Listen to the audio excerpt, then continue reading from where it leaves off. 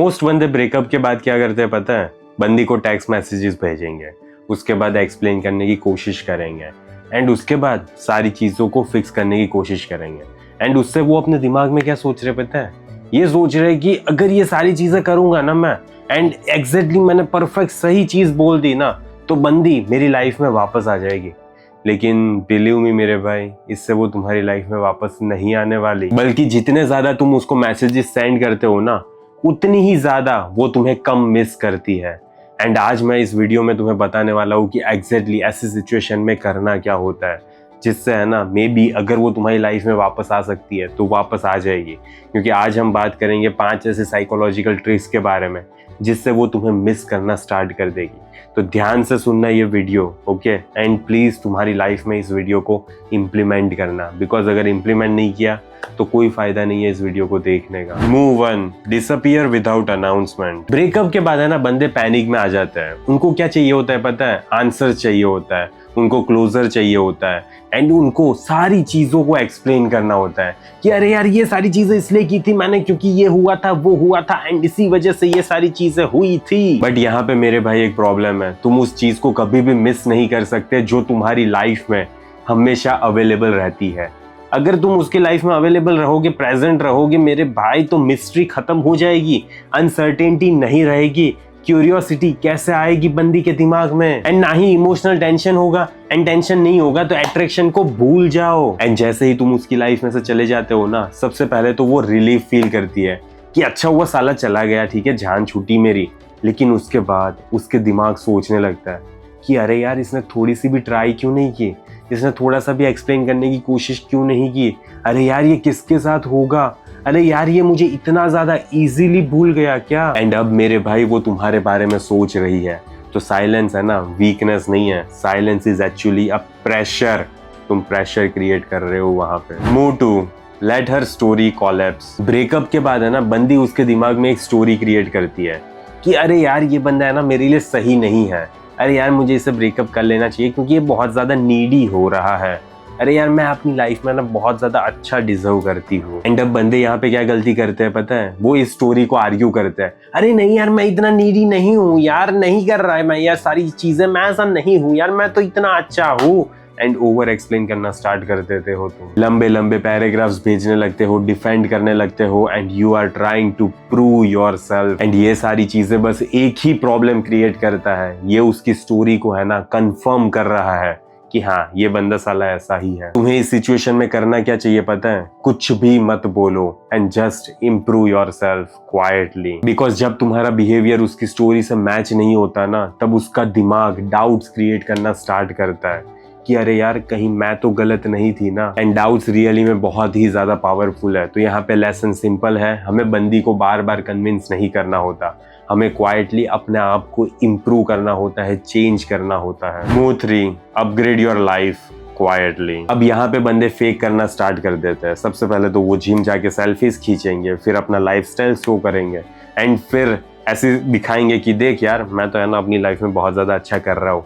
लेकिन ये सारी चीजें करते हुए वो अपने बैक ऑफ द माइंड यही सोच रहे हैं कि काश यार ये बंदी मेरी स्टोरी को देख तो ले, वरना क्या ही फायदा हुआ इस स्टोरी को डालने का। ओके, ये सारी चीजें सोचते हैं।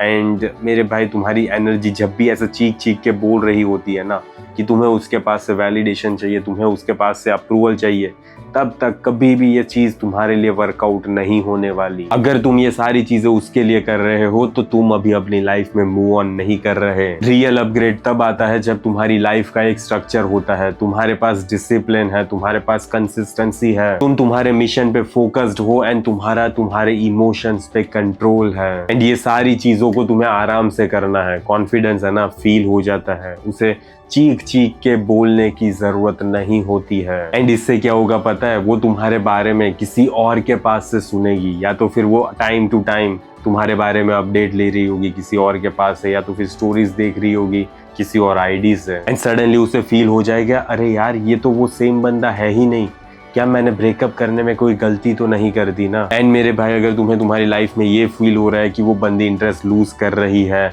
अच्छे से बात नहीं कर रही, अच्छे से टाइम नहीं डाल रही, अच्छे से एफर्ट्स नहीं कर रही, तो मेरे भाई तुम इस सिस्टम को चेक कर सकते हो। When she starts losing interest, rebuild attraction without chasing, कैसे अट्रैक्शन को रिबिल्ड करना है एंड चेज नहीं करना होता बंदी के पीछे, ठीक है। ये सारी चीजें आराम से शांति से हो सकती है एंड ये सारी चीजें तुम साइकोलॉजिकली भी कर सकते हो। अगर तुम्हें जानना है तो कमेंट की पिन लिंक चेक कर लेना एंड तुम्हें पूरा प्रोग्राम देखने को मिल जाएगा। तो मुझे आशा है कि तुम एटलीस्ट एक बार चेक कर लोगे। Move 4, cut emotional access. अब यहीं पे बंदा है ना सारी चीजों को हार जाता है। बंदी वहां पे एक छोटा सा मैसेज करेगी बंदे को, hey I was thinking about you, मैं तुम्हें मिस कर रही हूँ, या तो फिर हे स्ट्रेंजर। एंड यहाँ पे बंदा क्या सोचने लगेगा पता है, अरे यार ये बंदी है ना मेरी लाइफ में वापस आना चाहती है। लेकिन नहीं मेरे भाई, ऐसा कुछ भी नहीं है, रियली में ऐसा नहीं है। वो बस तुम्हारा एक्सेस चेक कर रही है।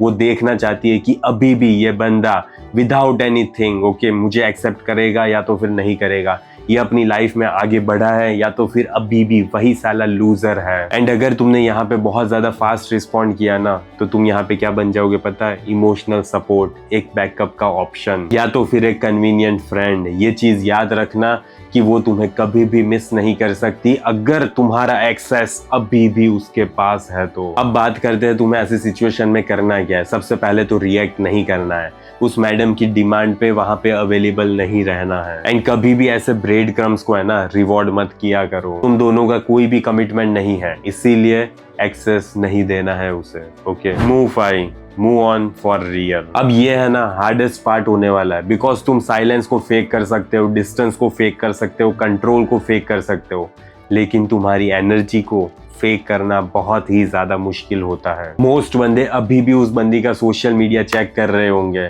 उसके लिए अवेलेबल रह रहे होंगे, या तो फिर उसके बारे में सोच रहे होंगे, या तो अभी भी एक आशा होगी कि काश ये बंदी मेरी लाइफ में वापस आ जाए। एंड ये जो एनर्जी है ना ये तुम्हारे में से लीक हो रही है वहां पे। रियल शिफ्ट तब आता है तुम्हारी लाइफ में मेरे भाई जब तुम ये सवाल पूछना बंद कर देते हो कि कैसे मैं उस बंदी को वापस अपनी लाइफ में लाऊं। तुम्हारा सवाल ये होना चाहिए कि कैसे मैं अपनी लाइफ को लेवल अप करूं। एंड जब ये चीज चेंज हो जाएगी ना तब तुम्हारी एनर्जी चेंज हो जाएगी, तुम्हारा फोकस भी चेंज हो जाएगा एंड तुम्हारे स्टैंडर्ड्स भी चेंज हो जाएंगे। एंड तुम्हारी अब वो माइंडसेट नहीं रहेगी कि कैसे मैं उस बंदी को अपनी लाइफ में वापस लाऊं। नहीं, तुम्हें नहीं फर्क पड़ रहा होगा एंड तुम्हें नहीं चाहिए होगी वो बंदी वापस अपनी लाइफ में। एंड आयरॉनिकली तभी वो मोमेंट आता है जब वो बंदी तुम्हारे बारे में सोचना स्टार्ट करती है। Now let's talk about conclusion. ये वीडियो ट्रिक्स, गेम्स या तो फिर मैनिपुलेशन के बारे में नहीं है। ये वीडियो तुम्हें ये सिखाता है कि तुम्हें एक ऐसा मैन बनना है जिसका एक्सेस उस बंदी के पास ना हो, एंड तभी जाके मेरे भाई तुम्हारी लाइफ में सिचुएशन चेंज होगी। And if you are feeling like that she is losing interest in you and you want her to chase you मेरे भाई, then you can check out my new program when she starts losing interest, rebuild attraction without chasing। okay, link तुम्हें comment में pin मिल जाएगी। And आशा है कि मुझे इस video से तुम्हारी लाइफ में थोड़ी सी वैल्यू प्रोवाइड हुई होगी। बाकी मैं इस वीडियो को यहीं पे समाप्त करता हूँ, जल्दी मिलेंगे अगले वीडियो में। until then, bye bye, see ya।